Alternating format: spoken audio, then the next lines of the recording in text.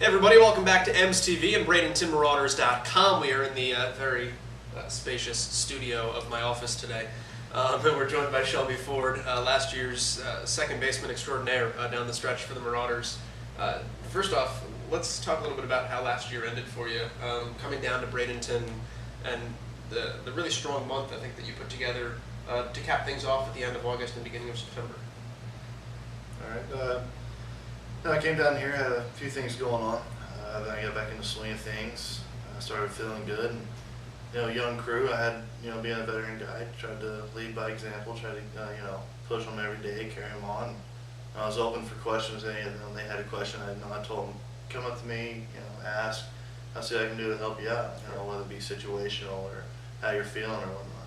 What was last year like for you as a whole, from starting in Altoona to coming down to Bradenton?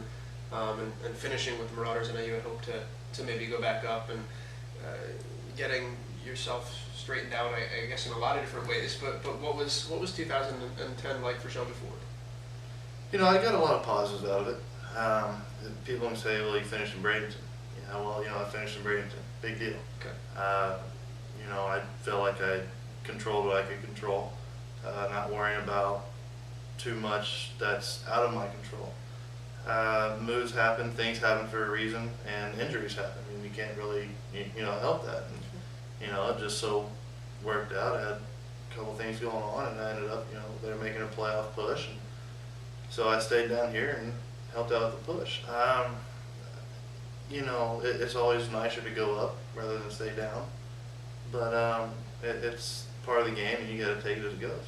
Was there something fun about it? Just the stuff that you mentioned, coming down and dealing with guys that were younger than you, and they were able to pick your mind, and you could kind of impart some wisdom to them. Was there an enjoyable aspect to that part of it? Oh, definitely. Because it's something I did, 2009 in big league camp, being with Jack Wilson, Freddie Sanchez, and those guys.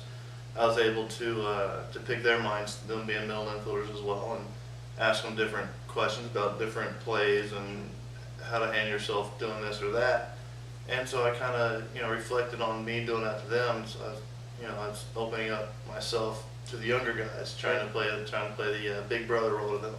How hard is it to be a middle infielder in this system right now, with you and Jim Negrich and Shea Starneau and Jarrett Cunningham and Jordy Mercer and so on and so forth, and phones ringing?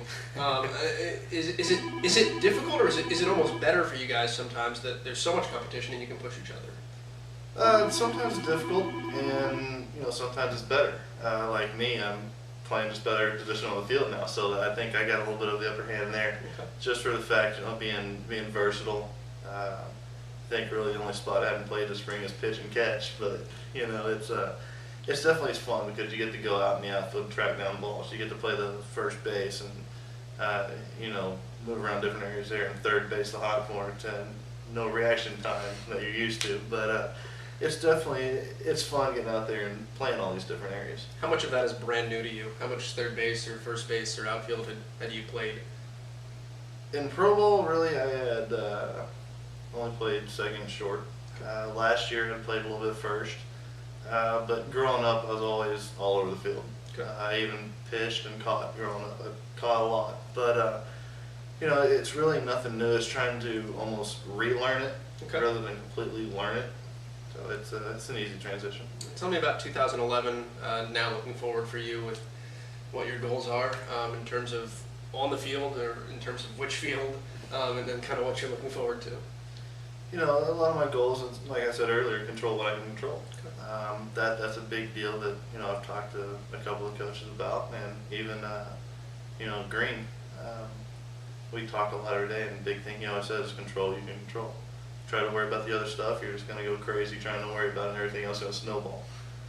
But, I'm looking to take out of this year a solid year. I've felt good in spring.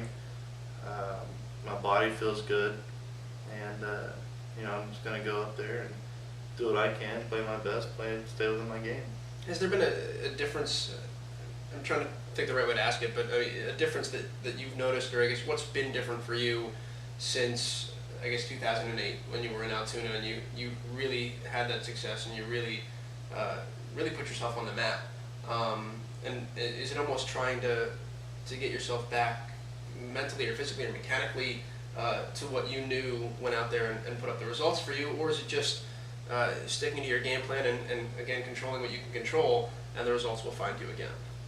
You know, obviously I'd like to go back to the 2008 form, but you know, I had a couple injuries there as well, and really last year and so far this year, knock on wood, I've been relatively injury-free.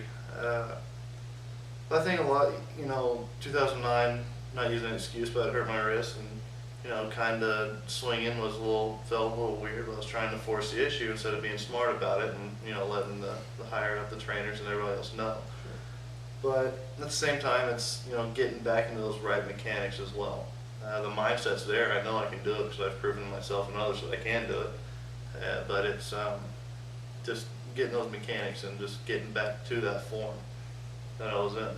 Shelby Ford, best of luck the rest of the way, and hopefully you really make a move here in 2011. Thank you. And thank you for joining us here on MSTV as always, and we'll see you next time on BradentonMarauders.com.